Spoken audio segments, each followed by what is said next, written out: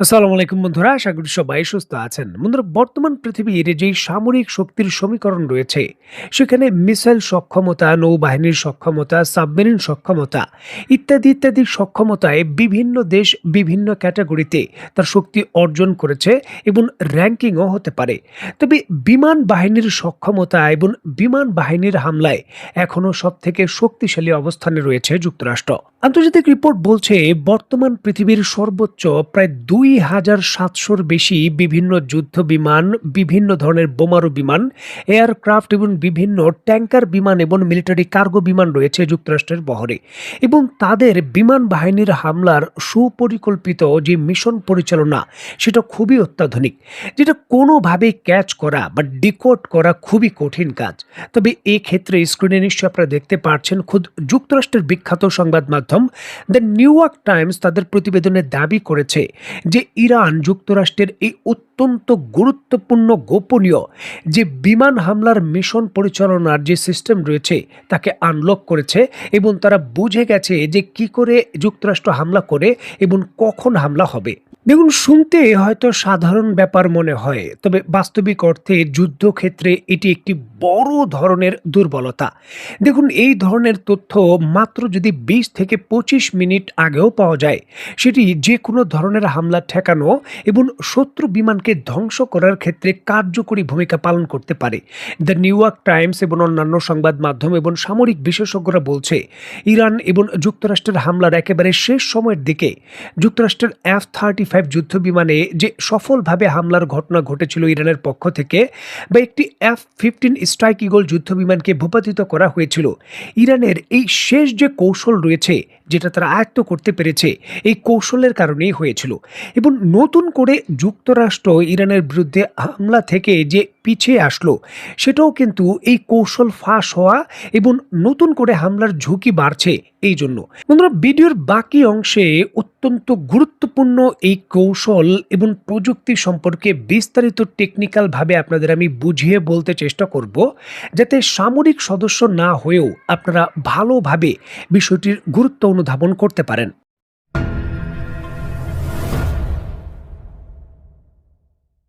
দেখুন, the new York টাইমসের প্রতিবেদনে যে কোনো বিমান হামলার আগে এবং হামলার সময়ে যুদ্ধ বিমানগুলো নিজেদের মধ্যে এবং বেজ স্টেশনের মধ্যে অনবরত যোগাযোগ রক্ষা করে।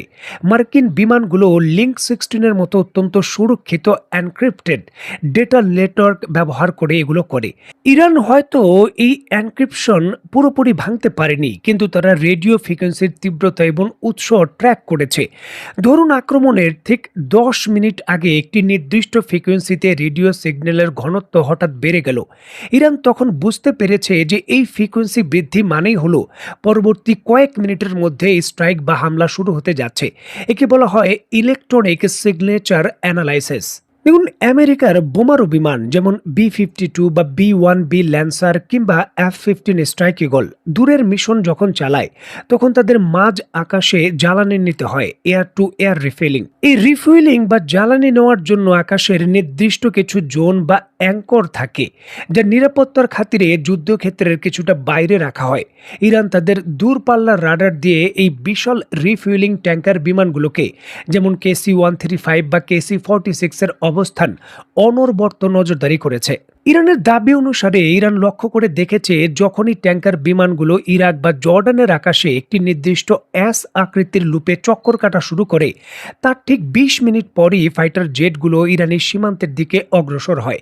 এই রিফুয়েলিং এর রুট দেখেই ইরান মার্কিন হামলার সময় এবং দিক আগে থেকেই ধরে ফেলেছে। দেখুন, এখানে রাশিয়ার প্রযুক্তি ইরানকে বড় ধরনের সুবিধা দিচ্ছে। রাশিয়ার তৈরি S-400 ইরানের নিজস্ব বাবার 37 এর মতো আধুনিক এয়ার ডিফেন্স সিস্টেমের শক্তিশালী অ্যাক্টিভ ইলেকট্রনিক স্ক্যান্ড এর রাডার থাকে। মার্কিন স্টিলথ বিমান যেমন F-35 রাডারে ধরা না পড়লেও তাদের পুরোপুরি অদৃশ্য করা যায় না। রাডারে তারা খুব ছোট একটা বিন্দুর মতো বা RCS রাডার ক্রস সেকশন এইভাবেই দেখায়। রুশ এবং ইরানি প্রকৌশলীরা এই ডাটাগুলোকে কম্পিউটারে নিয়ে অ্যালগরিদম বা ডেটা মডেলিং করেছে। ইরানের দাবি অনুসারে তারা ডেটা বিশ্লেষণ করে দেখেছে, মার্কিন F-35 বিমানগুলো যখন আকাশ প্রতিরক্ষা ব্যবস্থা অবস্থার রাডার এড়াতে চায়, তখন তারা সবসময় একটি নির্দিষ্ট উচ্চতায়, ধরা যাক 30,000 ফুট এবং নির্দিষ্ট কোণে যে অ্যাঙ্গেল অফ অ্যাটাক রয়েছে সেইভাবে উড়ে আসে। এই ডিফেন্সিভ প্যাটার্নটি বারবার এক হওয়ায় ইরান তাদের পরবর্তী মুভমেন্ট এবং গতিপথ আগে থেকেই প্রেডিক্ট করতে পারছে বা অনুমান করতে পারছে। আমেরিকা হামলার সময় ইরানের রাডারগুলোকে অকজ করতে তীব্র ইলেকট্রনিক জ্যামিং ব্যবহার করে। ইরান তাদের রাডারগুলোকে ফ্রিকোয়েন্সি হোপিং বা মোড সেট করে রেখেছিল, অর্থাৎ জ্যামিংয়ের শিকার হলে রাডার নিজেই তাৎক্ষণিকভাবে অন্য ফ্রিকোয়েন্সিতে চলে যায়।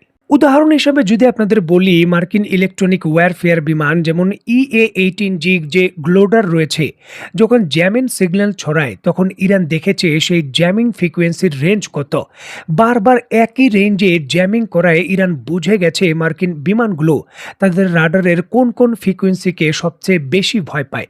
ফলে তারা ব্যাকআপ হিসাবে সেই ফ্রিকোয়েন্সিগুলোকে প্রস্তুত রাখে এবং অটোমেটিকলি রাডার যখন আক্রান্ত হয় সেই ফ্রিকোয়েন্সিগুলোতে চলে যায়। দেখুন, সার্বিক বিষয়গুলো সংক্ষেপে বলতে গেলে মার্কিন বিমান বাহিনী অত্যন্ত নিয়মতান্ত্রিক এবং যে প্রসিডিউরাল প্রসেস রয়েছে সেই উপায়ে যুদ্ধ পরিচালনা করে।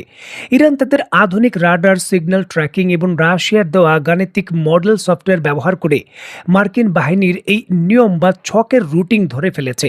আর একে দ্য নিউ ইয়র্ক টাইমস অতিরিক্ত মাত্রায় অনুমানযোগ্য যে সামরিক কৌশল রয়েছে তা হিসাবে ঘোষণা করেছে বা উল্লেখ করেছে।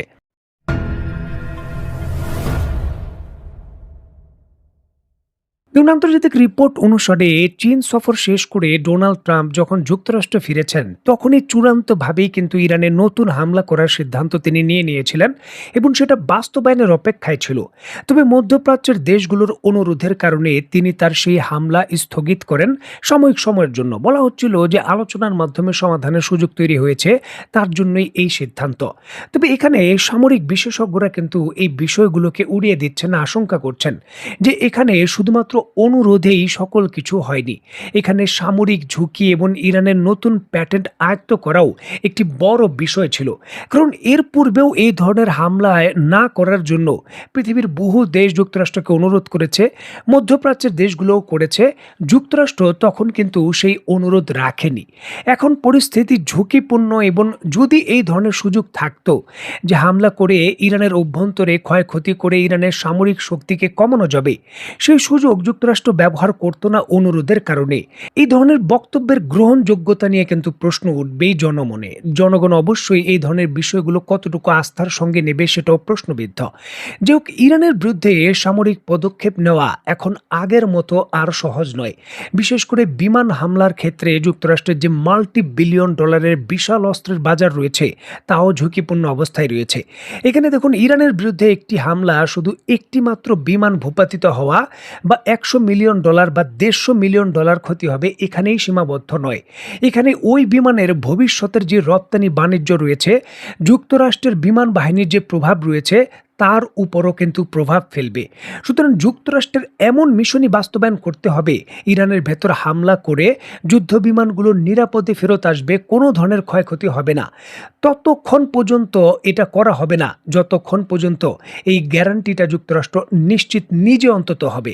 দেখার বিষয়ে যে চূড়ান্তভাবে নিউ ইয়র্ক টাইমসের মতো সংবাদ যখন এই ধরনের সংবাদ নিশ্চিত করে, এরপর যুক্তরাষ্ট্র কত বড় ঝুঁকি নিয়ে তার মিশন বাস্তবায়ন করে। তো বন্ধুরা, আজকের মতো বিদায়। নতুন কোনো ভিডিও নিয়ে আবার দেখা হবে। সে পর্যন্ত সবাই ভালো থাকবেন, সুস্থ থাকবেন এবং বাংলাদেশকে ভালোবাসবেন। আল্লাহ হাফেজ।